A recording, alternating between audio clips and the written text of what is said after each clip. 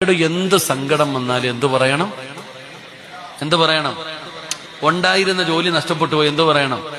നാളെ ജോലിക്ക് പോയപ്പോ നിന്റെ മുതലാളി പറയാ ഇന്നത്തോടെ പൊക്കോളാൻ, അൽഹംദുലില്ലാ ബായ്.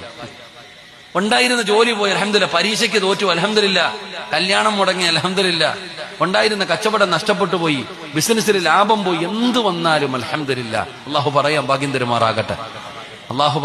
തരുമാറാകട്ടെ. ഒരു കയറ്റം കഴിഞ്ഞാൽ ഒരിറക്കം ഉണ്ടോ? നിങ്ങളുടെ നാട്ടിലില്ലേ?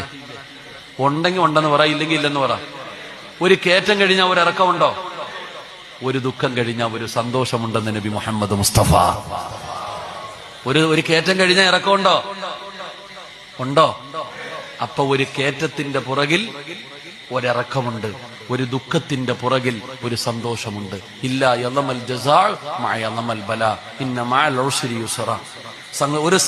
ഒരു ദുഃഖത്തിന്റെ പുറകിൽ ഒരു സന്തോഷമുണ്ട്. അപ്പൊ നിനക്ക് അള്ളാഹു ഇപ്പം ദുഃഖം തന്നിരിക്കുന്ന എന്തിനാ? നിനക്കെന്തോ നല്ലത് വരാൻ പോകുന്നു. ആ നല്ലത് വരാൻ പോകുന്നതിന്റെ അടയാളമാണ് എന്ത്? ഈ സങ്കടം. എന്തിനാ വെറുതെ പറഞ്ഞുകൊണ്ട് നടക്കുന്നത്? അള്ളാഹു നമുക്ക് ഈമാൻ തരുമാറാകട്ടെ.